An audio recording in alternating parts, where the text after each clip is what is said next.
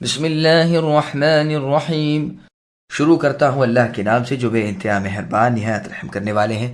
الف لام میم تلک آیات الكتاب الحکیم هدى ورحمة للمحسنین الذين يقيمون الصلاة ويؤتون الزكاة وهم بالآخرة هم يوقنون أولئك على هدى من ربهم وأولئك هم المفلحون ومن الناس من يشتري لهو الحديث ليضل عن سبيل الله بغير علم ويتخذها هزوا أولئك لهم عذاب مهين وإذا تتلى عليه آياتنا ولى مستكبرا كأن لم يسمعها كأن في أذنيه وقرا فبشره بعذاب أليم۔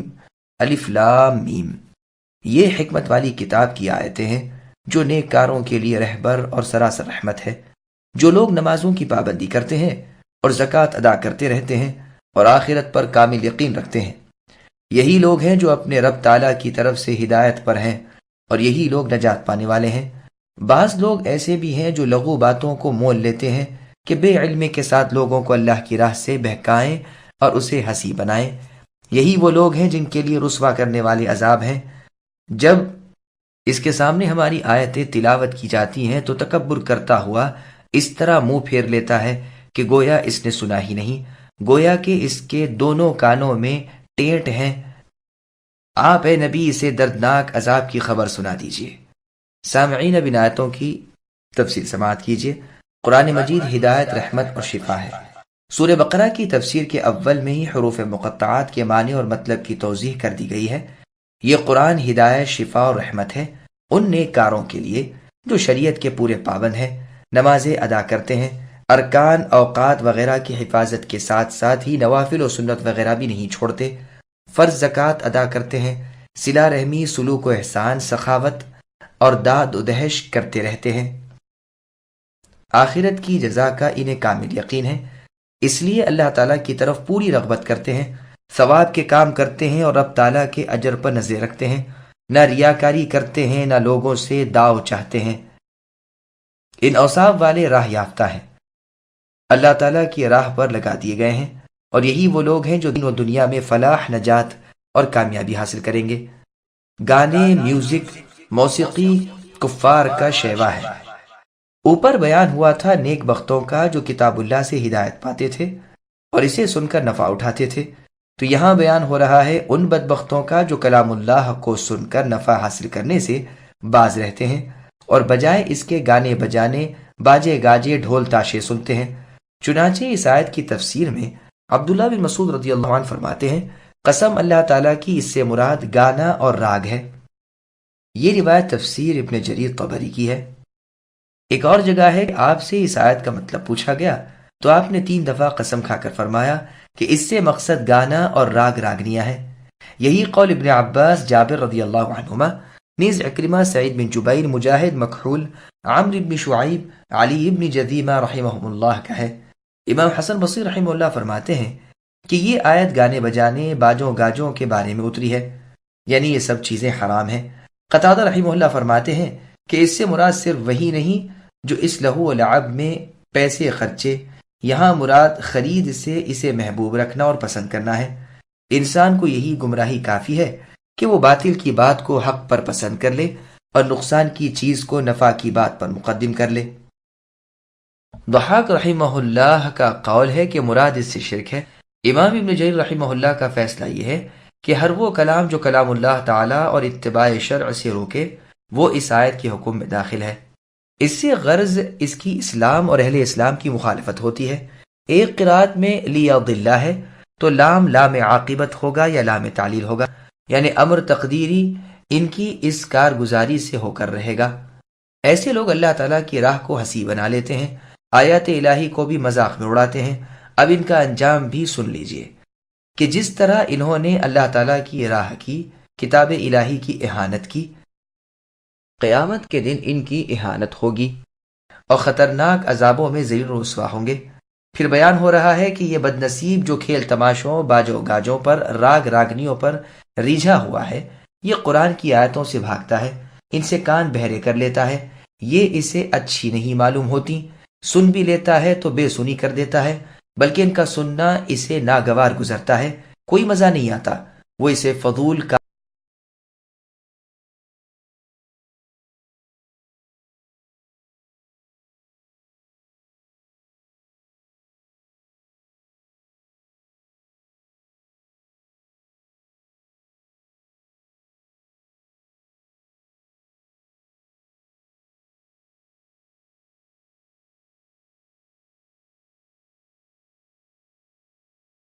ان الذين آمنوا وعملوا الصالحات لهم جنات النعيم خالدين فيها وعد الله حقا وهو العزيز الحكيم۔ بے شک جن لوگوں نے ایمان قبول کیا اور کام بھی مطابق سنت کیے، ان کے لیے نعمتوں والی جنتیں ہیں جہاں وہ ہمیشہ رہیں گے۔ اللہ تعالیٰ کا سچا وعدہ ہے، وہ بہت بڑی عزت والے اور کامل حکمت والے ہیں۔ سامعین ولایتوں کی تفصیل سماعت کیجیے۔ محسن اور منعم حقیقی اللہ تعالیٰ ہی ہے۔ نیک لوگوں کا انجام بیان ہو رہا ہے کہ جو اللہ تعالیٰ پر ایمان لائے، رسول صلی اللہ علیہ وسلم کو مانتے رہے، شریعت کی ماتحتی میں نیک کام کرتے رہے، ان کے لیے جنتیں ہیں جن میں طرح طرح کی نعمتیں، لذیذ غذائیں، بہترین پوشاکیں، عمدہ عمدہ سواریاں، پاکیزہ نورانی چہروں والی بیویاں ہیں۔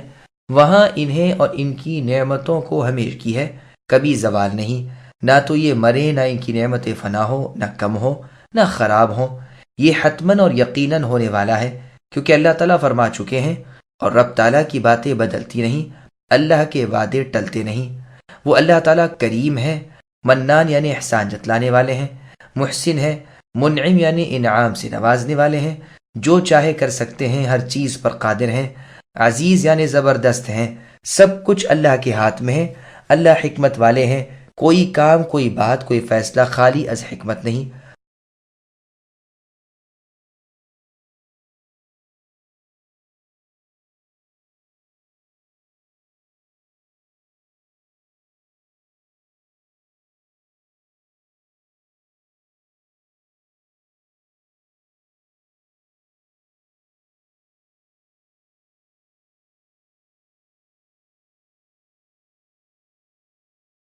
خلق السماوات بغير عمد ترونها والقى في الأرض رواسي أن تميد بكم وبث فيها من كل دابة وأنزلنا من السماء ماء فأنبتنا فيها من كل زوج كريم هذا خلق الله فاروني ماذا خلق الذين من دونه بل الظالمون في ضلال مبين۔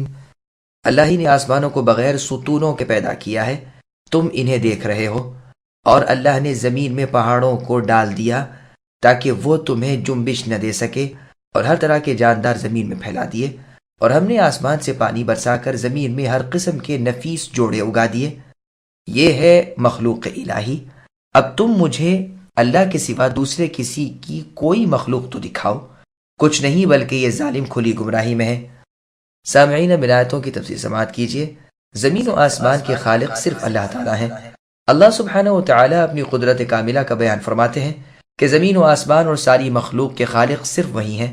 آسمان کو اللہ نے بے ستون اونچا رکھا ہے، واقع میں کوئی ستون ہے ہی نہیں۔ گو مجاہد رحمہ اللہ کا یہ قول بھی ہے کہ ستون ہمیں نظر نہیں آتے۔ اس مسئلے کا پورا فیصلہ میں سورہ رعد کی تفسیر میں لکھ چکا ہوں، اس لیے یہاں دہرانے کی کوئی ضرورت نہیں۔ زمین کو مضبوط کرنے کے لیے اور ہلنے جلنے سے بچانے کے لیے اللہ نے اس میں پہاڑوں کی میخیں گاڑ دیں کہ وہ تمہیں زلزلے اور جنبش سے بچا لے۔ اس قدر قسم قسم کے بھانت بھانت کے جاندار اللہ خالق یقینی نے پیدا کیے کہ آج تک ان کا کوئی حصر نہیں کر سکا، یعنی ان کی گنتی وغیرہ کا گھیراؤ نہیں کر سکا سوائے اللہ کے۔ اپنا خالق اور خلاق ہونا اللہ تعالیٰ بیان فرما کر اب رازق اور رزاق ہونا بیان فرما رہے ہیں کہ آسمان سے بارش اتار کر زمین میں سے طرح طرح کی پیداوار اگا دی، دیکھنے میں خوش منظر، کھانے میں بے ضرر، نفع میں بہت بہتر۔ شعبی رحمہ اللہ کا قول ہے کہ انسان بھی زمین کی پیداوار ہے، جنتی کریم ہے اور دوزخی لئیم۔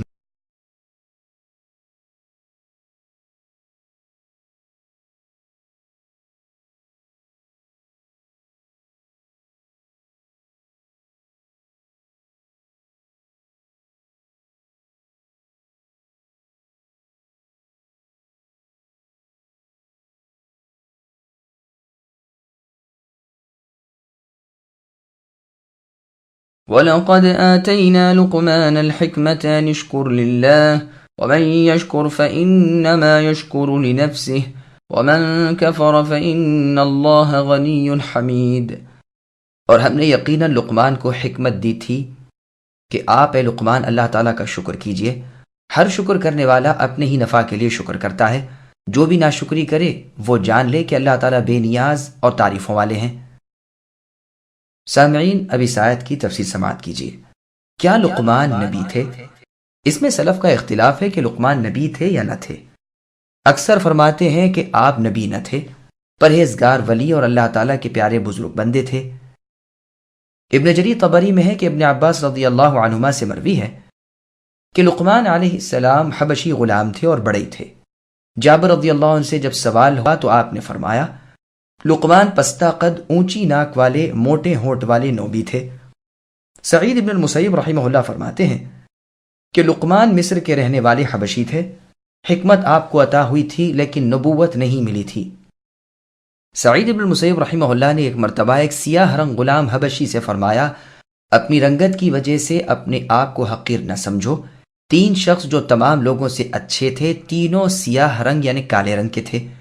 بلال رضی اللہ عنہ جو رسول صلی اللہ علیہ وسلم کے غلام اور آپ کے صحابی تھے۔ مہجع رضی اللہ عنہ جو فاروق اعظم عمر رضی اللہ عنہ کے غلام تھے، اور لقمان حکیم جو حبشہ کے نوبہ تھے۔ خالد ابن ربیعی رحمہ اللہ کا قول ہے کہ لقمان جو حبشی غلام بڑئی تھے، ان سے ایک روز ان کے مالک نے کہا کہ بکری ذبح کرو اور اس کے 2 بہترین اور نفیس ٹکڑے گوشت کے میرے پاس لاؤ۔ وہ دل اور زبان لے گئے۔ کچھ دنوں بعد پھر ان کے آقا نے یہی حکم دیا اور کہا کہ آج اس کے سارے گوشت میں سے جو بدترین اور خبیث ٹکڑے ہوں وہ لا دو۔ آپ آج بھی یہی 2 چیزیں لے گئے، یعنی دل اور زبان۔ مالک نے پوچھا اس کی کیا وجہ؟ کہ بہترین ٹکڑے تجھ سے مانگے تو تو یہی 2 لایا، اور بدترین ٹکڑے مانگے تو تو نے یہی لا دیے، یہ کیا بات ہے؟ لقمان نے فرمایا جب یہ اچھے رہیں تو ان سے بہتر جسم کا کوئی عضو نہیں، اور جب یہ برے بن جائیں تو پھر سب سے بدتر بھی یہی ہیں۔ مجاہد رحمہ اللہ کا قول ہے کہ لقمان نبی نہ تھے، نیک بندے تھے، سیاہ فام غلام تھے، موٹے ہونٹوں والے اور بھرے قدموں والے۔ اور بزرگ سے یہ بھی مروی ہے کہ بنی اسرائیل میں قاضی تھے۔ ایک اور قول ہے کہ داؤد علیہ السلام کے زمانے میں آپ تھے۔ ایک مرتبہ آپ کسی مجلس میں وعظ فرما رہے تھے تو ایک چرواہے نے آپ کو دیکھ کر کہا کیا تو وہی نہیں ہے جو میرے ساتھ فلاں فلاں جگہ بکریاں چرایا کرتا تھا؟ آپ نے فرمایا ہاں میں وہی ہوں۔ اس نے کہا پھر تجھے یہ مرتبہ کیسے حاصل ہوا؟ فرمایا سچ بولنے اور بیکار کلام نہ کرنے سے۔ اور روایت میں ہے کہ آپ نے اپنی بلندی کی وجہ یہ بیان کی کہ اللہ تعالیٰ کا فضل اور امانت کی ادائیگی اور کلام کی سچائی اور بے نفع کاموں کا چھوڑ دینا۔ الغرض ایسے ہی آثار صاف ہیں کہ آپ نبی نہ تھے، لیکن ان میں بھی آپ کا غلام ہونا بیان کیا گیا ہے، جو ثبوت ہے اس امر کا کہ آپ نبی نہ تھے، کیونکہ غلامی نبوت کے خلاف ہے۔ انبیاء علیہم السلام عالی نسب اور عالی خاندان ہوا کرتے ہیں، اسی لیے جمہور سلف کا قول ہے کہ لقمان نبی نہ تھے۔ ہاں اکرمہ رحمہ اللہ سے مروی ہے، آپ فرماتے ہیں کہ لقمان نبی تھے، لیکن یہ بھی جبکہ سند اس کی ثابت ہو جائے، لیکن اس کی سند میں جابر ابن یزید جعفی ہیں جو ضعیف ہیں، واللہ عالم۔ کہتے ہیں کہ لقمان حکیم سے ایک شخص نے کہا کیا تو بنی حسحاس کا غلام نہیں؟ آپ نے فرمایا ہاں ہوں۔ اس نے کہا کیا تو بکریوں کا چروا نہیں؟ آپ نے فرمایا ہاں ہوں۔ کہا کیا تو سیاہ رنگ نہیں؟ آپ نے فرمایا ظاہر ہے میں سیاہ رنگ ہوں۔ تم یہ بتلاؤ کہ تم کیا پوچھنا چاہتے ہو؟ اس نے کہا یہی کہ پھر کیا وجہ ہے کہ تیری مجلس پر رہتی ہے، لوگ تیرے دروازے پر آتے رہتے ہیں اور تیری باتیں شوق سے سنتے ہیں۔ لقمان نے فرمایا سنو بھائی، جو باتیں میں تمہیں کہتا ہوں ان پر عمل کر لو، تم بھی مجھ جیسے ہو جاؤ گے۔ آنکھیں حرام چیزوں سے بند کر لو، زبان بیہودہ باتوں سے روک لو، مال حلال کھایا کرو، اپنی شرمگاہ کی حفاظت کرو، زبان سے سچ بات بولا کرو، وعدے کو پورا کیا کرو، مہمان کی عزت کرو، پڑوسی کا خیال رکھو، بے فائدہ کاموں کو چھوڑ دو۔ انہی عادتوں کی وجہ سے میں نے بزرگی پائی ہے۔ ابو الدرداء رضی اللہ عنہ فرماتے ہیں لقمان حکیم کسی بڑے گھرانے کے امیر اور بہت زیادہ کنبے والے نہ تھے، ہاں ان میں بہت سی بھلی عادتیں تھیں۔ وہ خوش اخلاق، خاموش مزاج، غور و فکر کرنے والے، گہری نظر والے، دن کو نہ سونے والے تھے، لوگوں کے سامنے تھوکتے نہ تھے، ناپاخانہ پیشاب اور غسل کرتے تھے، یعنی لوگوں کے سامنے ایسا نہ کرتے، لغو کاموں سے دور رہتے تھے، ہنستے نہ تھے، جو کلام کرتے تھے حکمت سے خالی نہ ہوتا تھا۔ جس وقت ان کی اولاد فوت ہوئی یہ بالکل نہ روئے۔ وہ بادشاہوں امیروں کے پاس اس لیے جاتے تھے کہ غور و فکر اور عبرت و نصیحت حاصل کریں، اسی وجہ سے انہیں بزرگی ملی۔ قتادہ رحمہ اللہ سے ایک عجیب اثر وارد ہے کہ لقمان کو حکمت و نبوت کے قبول کرنے میں اختیار دیا گیا تو آپ نے حکمت قبول فرمائی۔ راتوں رات ان پر حکمت برسا دی گئی اور رگو پے میں حکمت بھر دی گئی۔ صبح کو ان کی باتیں اور ان کی عادتیں سب حکیمانہ ہو گئیں۔ آپ سے سوال ہوا کہ آپ نے نبوت کے مقابلے میں حکمت کیسے اختیار کی؟ تو جواب دیا کہ اگر اللہ تعالیٰ مجھے نبی بنا دیتے تو اور بات تھی، ممکن تھا کہ منصب نبوت کو میں نبھا جاتا، لیکن جب مجھے اختیار دیا گیا تو مجھے ڈر لگا کہ کہیں ایسا نہ ہو کہ میں نبوت کا بوجھ نہ سہار کر سکوں، اس لیے میں نے حکمت ہی کو پسند کیا۔ اس روایت کے ایک راوی سعید بن بشیر ہیں جن میں ضعف ہے، یعنی کمزوری، واللہ عالم۔ قتادہ رحمہ اللہ اس آیت کی تفسیر میں فرماتے ہیں مراد حکمت سے اسلام کی سمجھ ہے۔ لقمان نبی نہ تھے، نہ ان پر وحی آتی تھی، بس سمجھ، علم اور عبرت مراد ہے۔ ہم نے انہیں اپنا شکر بجا لانے کا حکم فرمایا تھا کہ میں نے تمہیں اے لقمان جو علم و عقل دی ہے اور دوسروں پر جو بزرگی عطا فرمائی ہے اس پر تم میری شکر گزاری کرو۔ شکر گزار کچھ مجھ پر احسان نہیں کرتا، وہ اپنا ہی بھلا کرتا ہے۔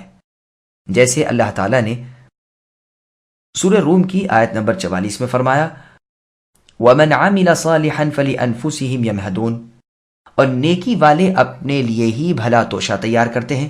یہاں فرمان ہے کہ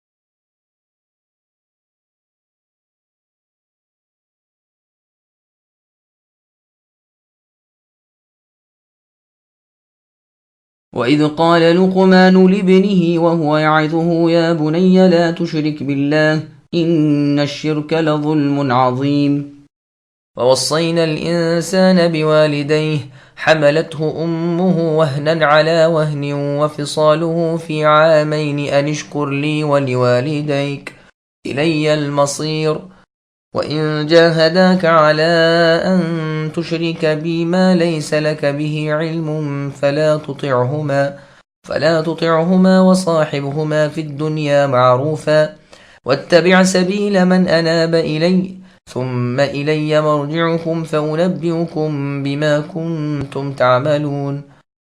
اور جبکہ لقمان نے واز کہتے ہوئے اپنے لڑکے سے فرمایا کہ میرے پیارے بچے، اللہ تعالیٰ کے ساتھ شریک نہ کرنا، بے شک شرک بڑا بھاری ظلم ہے۔ ہم نے انسان کو اس کے ماں باپ کے متعلق نصیحت کی ہے۔ اس کی ماں نے ضعف پر ضعف اٹھا کر اسے حمل میں رکھا اور اس کی دودھ چھٹائی 2 برس میں ہے کہ تو اے انسان میری اور اپنے ماں باپ کی شکر گزاری کر، میری ہی طرف لوٹ کر آنا ہے۔ اگر وہ دونوں یعنی تیرے ماں باپ تجھ پر اس بات کا دباؤ ڈالیں کہ تو میرے ساتھ اسے شریک کرے جس کا تجھے علم نہ ہو تو ان کا کہنا نہ ماننا، ہاں دنیا میں ان کے ساتھ اچھی طرح بسر کرنا اور اس کی راہ چلنا جو میری طرف جھکا ہوا ہو۔ تمہارا سب کا لوٹنا میری ہی طرف ہے۔ تم جو کچھ کرتے ہو اس سے پھر میں تمہیں بروز قیامت خبردار کر دوں گا۔ سامعین اب آیتوں کی تفصیل سماعت کیجیے۔ لقمان کی اپنے بیٹے کو نصیحت۔ لقمان رحمۃ اللہ علیہ نے اپنے صاحبزادے کو جو نصیحت و وصیت کی تھی اس کا بیان ہو رہا ہے۔ یہ لقمان ابن عنقا ابن سدون تھے۔ ان کے بیٹے کا نام بموجب بیان سہیلی ثاران ہے۔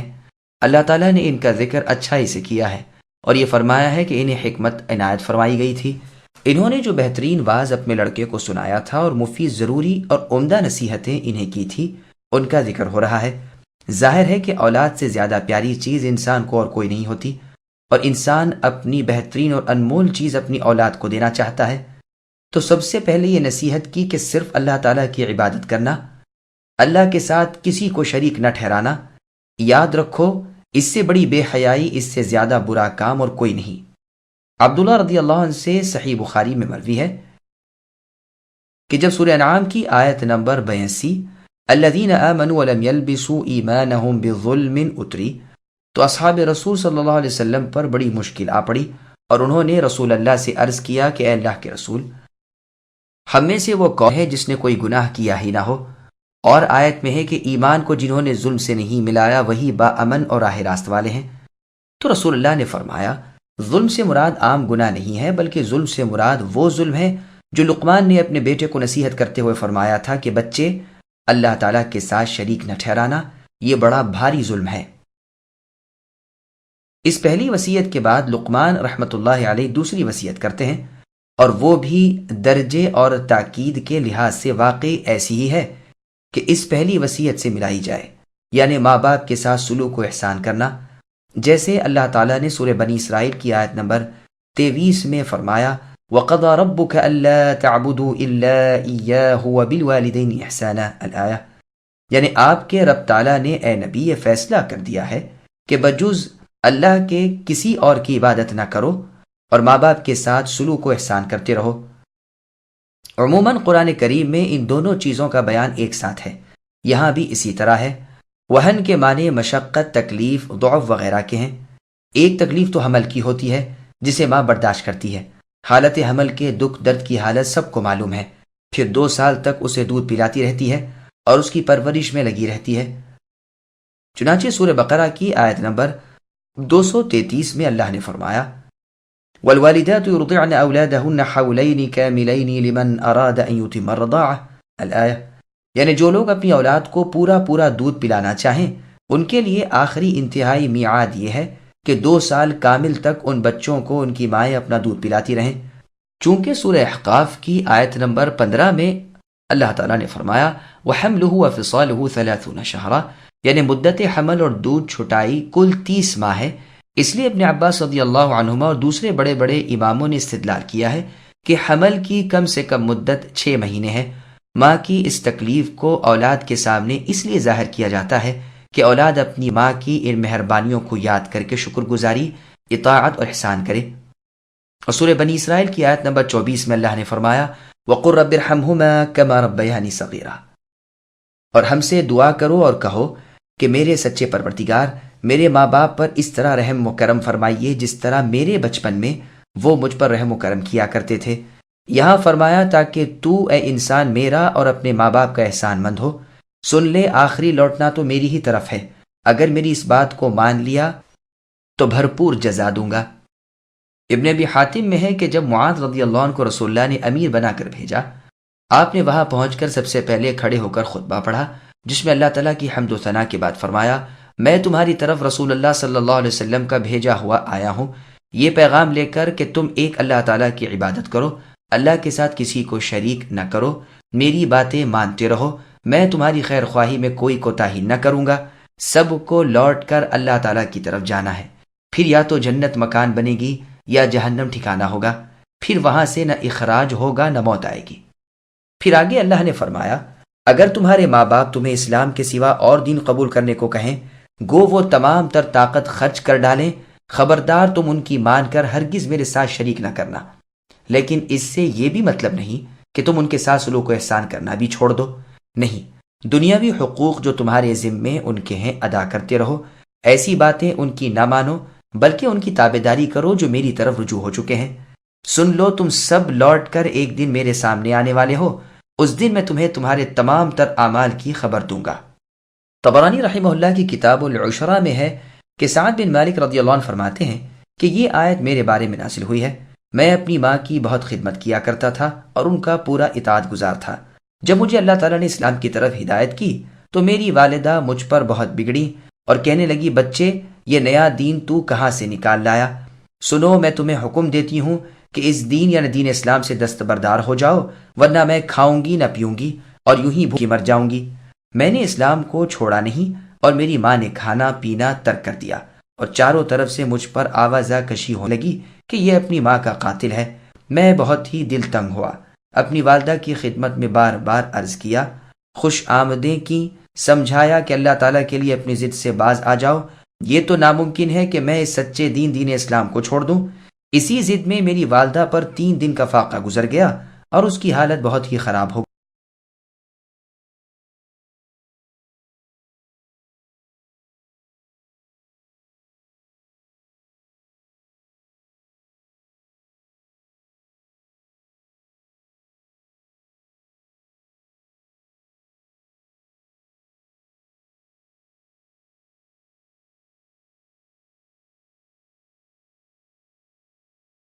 يا بني إنها إن تك مثقال حبة من خردل فتكن في صخرة أو في السماوات أو في الأرض يأت بها الله إن الله لطيف خبير يا بني أقم الصلاة وأمر بالمعروف وانه عن المنكر واصبر على ما أصابك إن ذلك من عزم الأمور ولا تصعر خدك للناس ولا تمش في الأرض مرحا إن الله لا يحب كل مختال فخور واقصد في مشيك واغضض من صوتك إن أنكر الأصوات لصوت الحمير.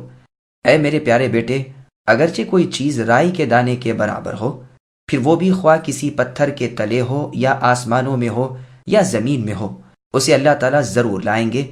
اللہ تعالیٰ بڑے باریک بین اور خبردار ہیں۔ اے میرے چھوٹے بیٹے، تو نماز قائم رکھنا، اچھے کاموں کی نصیحت کرتے رہنا، برے کاموں سے منع کیا کرنا، اور جو مصیبت تجھ پر آ جائے اس پر صبر کرنا۔ یقین مان کہ یہ بڑی ہمت کے کاموں میں سے ہے۔ لوگوں کے سامنے اپنے رخسار نہ پھولا اور زمین میں اترا کر اکڑ کر نہ چل۔ کسی تکبر کرنے والے شیخی خورے کو اللہ تعالیٰ پسند نہیں فرماتے۔ اپنی رفتار میں میانہ روی کر اور اپنی آواز کو پست کر۔ یقیناً بد سے بدتر آواز گدھوں کی آواز ہے۔ سامعین، اب ان آیتوں کی تفسیر سماعت کیجیے۔ مزید ایمان افروز نصیحت۔ لقمان علیہ الرحمہ کی یہ اور وصیتیں ہیں، اور چونکہ یہ سب حکمتوں سے پر ہیں، قرآن انہیں بیان فرما رہا ہے تاکہ لوگ ان پر عمل کریں۔ فرماتے ہیں کہ برائی، خطا، ظلم اگرچہ رائی کے دانے کے برابر ہو، پھر وہ خواہ کتنا ہی پوشیدہ اور لکا چھپا ہو، قیامت کے دن اللہ تعالیٰ اسے پیش کریں گے، میزان میں رکھی جائیں گی اور بدلہ دیا جائے گا۔ نیک کام پر جزا، بد پر سزا۔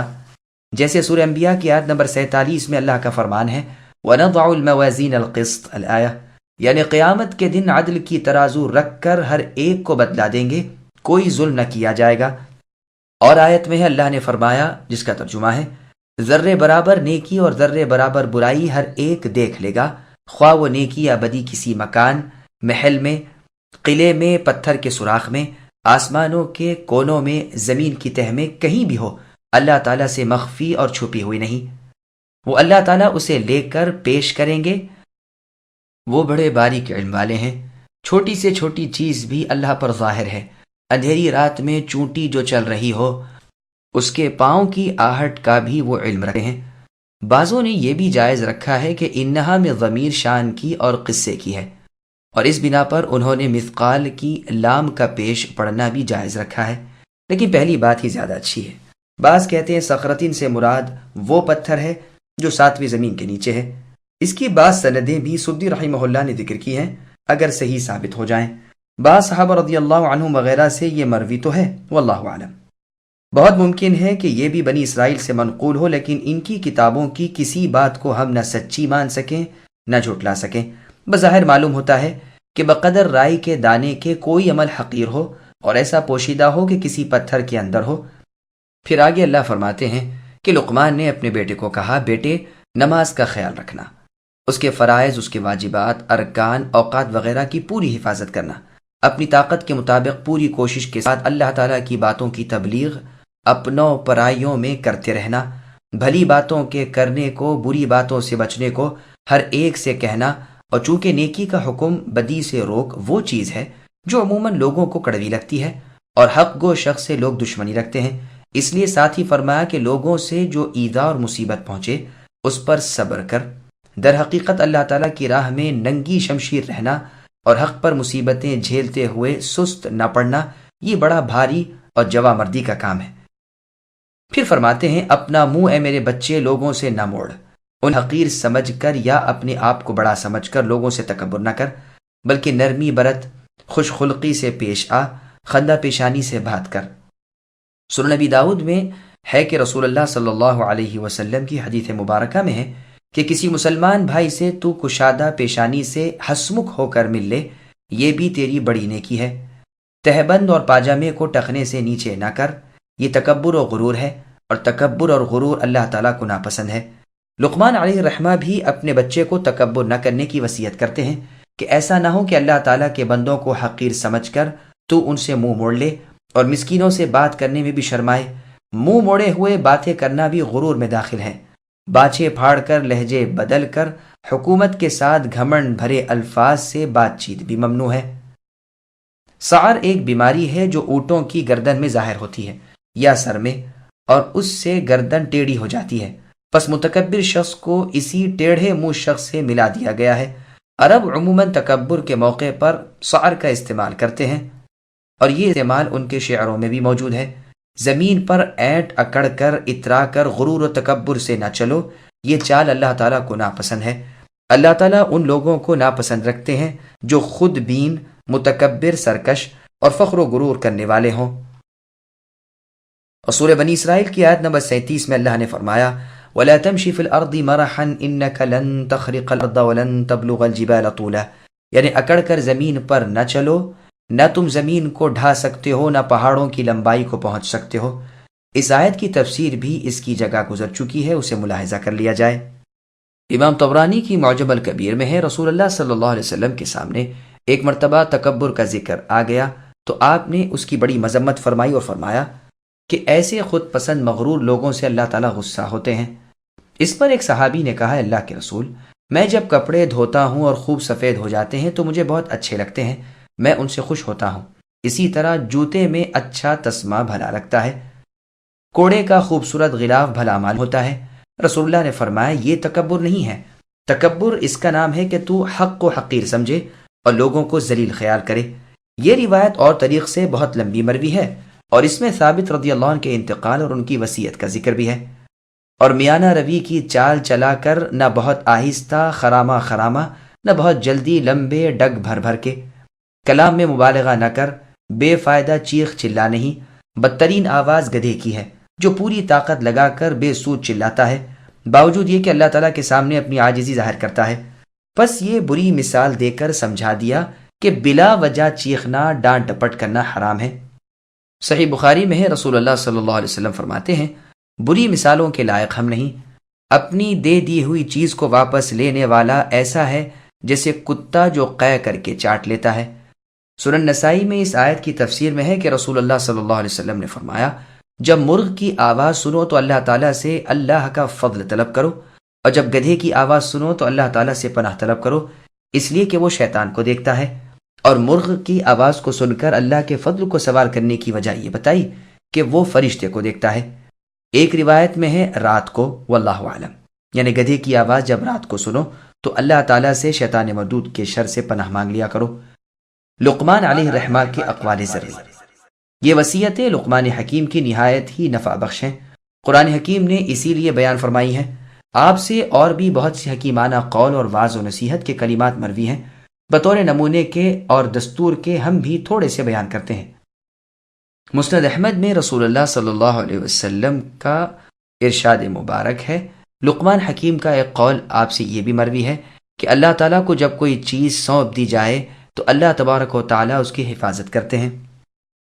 لقمان نے اپنے بیٹے سے یہ بھی فرمایا تھا کہ حکمت سے مسکین لوگ بادشاہ بن جاتے ہیں۔ آپ کا فرمان ہے کہ جب کسی مجلس میں پہنچو پہلے اسلامی طریق کے مطابق سلام کرو، پھر مجلس کے ایک طرف بیٹھ جاؤ، دوسرے نہ بولیں تو تم بھی خاموش رہو، اور اگر وہ لوگ ذکر اللہ تعالیٰ کریں تو تم ان میں سب سے زیادہ حصہ لینے کی کوشش کرو، اور اگر گپ شپ شروع کر دیں تو تم اس مجلس کو چھوڑ دو۔ یہ بھی مروی ہے کہ آپ اپنے بچے کو نصیحت کرنے کے لیے جب بیٹھے تو رائے کی بھری ہوئی ایک تھیلی اپنے پاس رکھ لی تھی، اور ہر نصیحت کے بعد ایک دانہ اس میں سے نکال لیتے یہاں تک کہ تھیلی خالی ہو گئی۔ تو آپ نے فرمایا بچے، اگر اتنی نصیحت کسی پہاڑ کو کرتا تو وہ بھی ٹکڑے ٹکڑے ہو جاتا۔ چنانچہ آپ کے صاحبزادے کا بھی یہی حال ہوا۔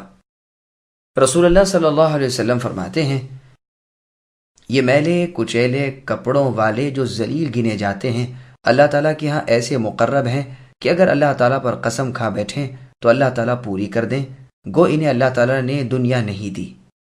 عبداللہ بن مبارک رحمہ اللہ کے شعروں میں ہے کہ بہت سے وہ لوگ جو دنیا میں حقیر و ذلیل سمجھے جاتے ہیں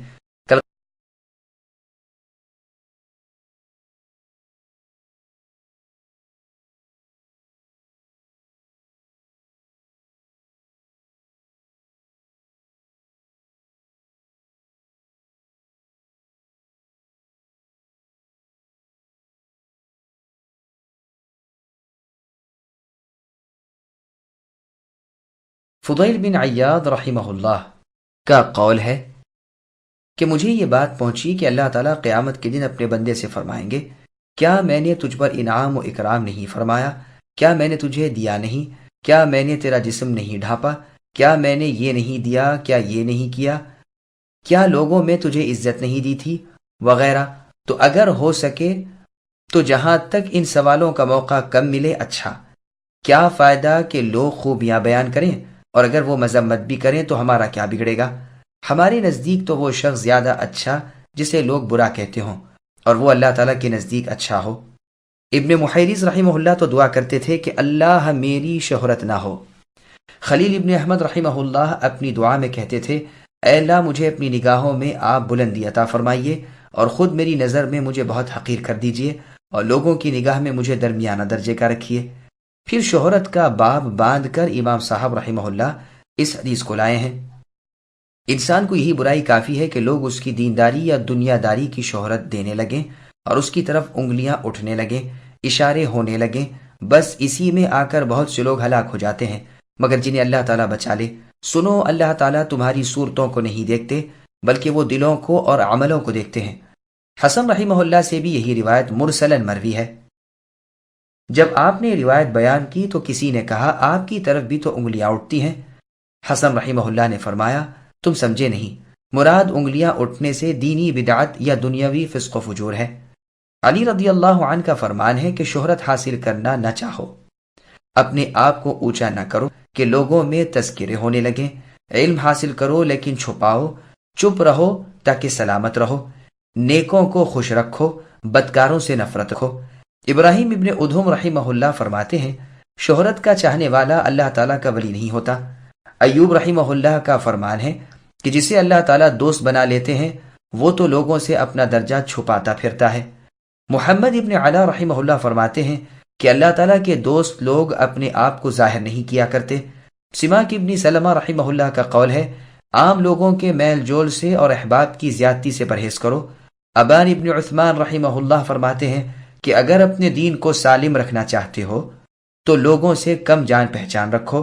ابو العالیہ رحمہ اللہ کا قاعدہ تھا، جب دیکھتے کہ ان کی مجلس میں 30 سے زیادہ لوگ جمع ہو گئے تو انہیں چھوڑ کر خود چل دیتے۔ طلحہ رضی اللہ عنہ نے جب اپنے ساتھ بھیڑ دیکھی تو فرمانے لگے، طمع کی مکھیاں اور آگ کے پروانے۔ حنظلہ رضی اللہ عنہ کو لوگ گھیرے کھڑے تھے تو عمر رضی اللہ عنہ نے کوڑا تانا اور فرمایا، اس میں اتباع کرنے والے کی ذلت اور جس کی اتباع کی جا رہی ہے اس کے لیے فتنے کا باعث ہے۔ ابن مسعود رضی اللہ عنہ کے ساتھ جب لوگ چلنے لگے تو آپ نے فرمایا، اگر میری پوشیدگیاں تم پر کھل جائیں تو تم میں سے 2 بھی شاید میرے پیچھے چلنا پسند نہ کرتے۔ حماد ابن زید رحمہ اللہ کہتے ہیں کہ جب ہم کسی مجلس کے پاس سے گزرتے اور ہمارے ساتھ ایوب سختیانی رحمہ اللہ ہوتے تو لوگ سلام کرتے اور وہ سختی سے جواب دیتے۔ بس یہ ایک نعمت تھی، آپ لمبی قمیص پہنتے۔